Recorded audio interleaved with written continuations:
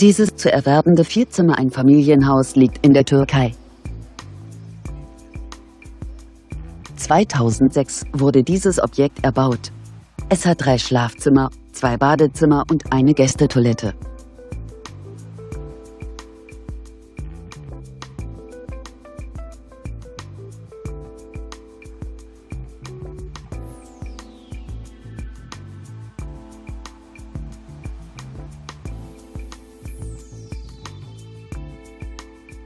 Auf einer Grundstücksfläche von ca. 575 Quadratmetern bietet das Haus eine Wohnfläche von ca. 160 Quadratmetern. Das Objekt steht für 125.000 € zum Verkauf. Für weitere Informationen stehen wir Ihnen unter eingeblendetem Kontakt gern zur Verfügung.